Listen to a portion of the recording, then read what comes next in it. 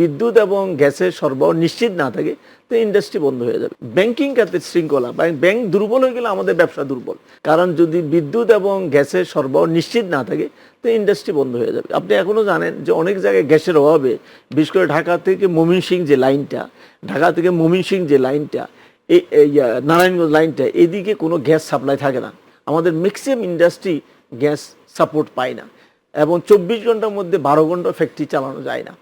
তো এই জন্য এখনও যদি একই অবস্থা চলে আর এই যুদ্ধ অবস্থায়, তখন আমাদের শিল্প খাত আরও ক্ষতির সম্মুখীন হবে। এই জন্য জ্বালানি স্বল্পতাকে আমাদের দূর করতে হবে।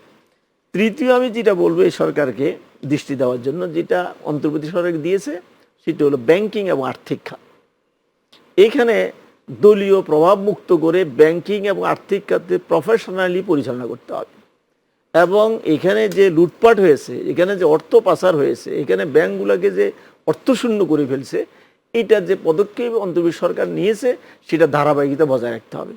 আপনারা জানেন যে 5টা ব্যাংকে একাত্র করে সম্মিলিত ইসলামী ব্যাংক হচ্ছে, কিন্তু ব্যাংক হয়ে গেছে, কিন্তু এখন পর্যন্ত আইনগতভাবে এটার এখন স্বীকৃতি পায়নি।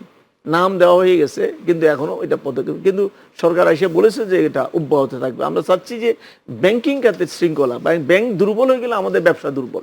যেমন অনেক ইন্ডাস্ট্রি আমাদের সিক হয়ে গেছে শুধু ব্যাংকিং খাতের সাপোর্ট না পাওয়ার কারণে।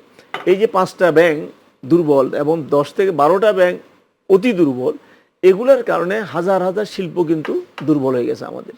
আপনি বলেন গার্মেন্টস বলেন, কিংবা স্টিল মিল বলেন, কিংবা অন্য যে কোনো খাতের শিল্প, এই ব্যাংকিং সাপোর্ট না পাওয়ার কারণে এলসি করতে পারছে না, র মেটেরিয়াল ইম্পোর্ট করতে পারছে না, ডলারে পেমেন্ট দিতে পারে নাই, এই কারণে সিক হয়ে গেছে। এই জন্য ব্যাংকিং খাতটি অ্যাড্রেস করাটা খুবই জরুরি। আরেকটা যেটা আমি মনে করি, আভ্যন্তরীণ অর্থের জন্য রুগ্ন শিল্পের জন্য সরকারকে একটা বিশেষ পদক্ষেপ নেওয়া উচিত। এই বিগত সরকারের আমলে দলীয় দৃষ্টিকোণের কারণে যারা আওয়ামী লীগ করে নাই বা তাদের দলের সাপোর্টার ছিল না, তাদের ব্যবসা বাণিজ্যকে ভিন্ন চোখে দেখা হয়েছে। তাদের ঠিকমতো এলসি করতে দেওয়া হতো না, তাদের গ্যাস লাইন ঠিকমতো দেওয়া হতো না, বিদ্যুৎ ঠিকমতো দেওয়া হতো না, নানানভাবে হয়রানির শিকার হতো। এই জন্য অনেকগুলো শিল্প রুগ্ন হয়ে গেছে।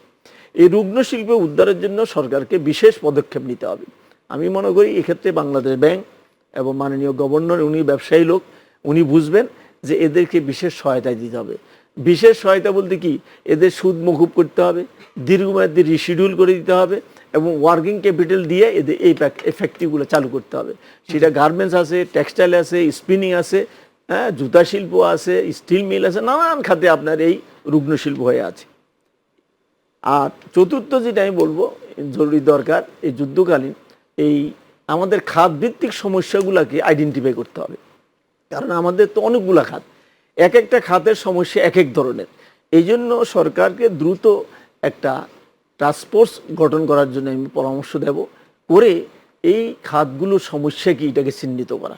বিশেষ করে বিদ্যুৎ খাতের সমস্যা কি, জ্বালানি খাতের সমস্যা কি, তার ব্যাংকিংয়ে কি সমস্যা আছে, তারপর যেমন অবকাঠামোতে কী সমস্যা আছে, আইন শৃঙ্খলা কী সমস্যা আছে, শ্রমিক কর্মচারী এবং মালিকদের কী সমস্যা আছে, এগুলা আইডেন্টিফাই করে খাতভিত্তিক যদি অ্যাড্রেস করা যায়, তখন দেখা যাবে যে খাতভিত্তিক উন্নয়নটা সহজ হবে। অ্যাজ ফর এক্সাম্পল আমি আপনাকে বলি, যেমন চামড়া শিল্প, এই দেশে প্রচুর চামড়া প্রোডাকশন হয় আমাদের, কিন্তু এই চামড়া শিল্পের প্রপার ইন্ডাস্ট্রি না থাকার কারণে আমরা চামড়া মূল্য পাই না।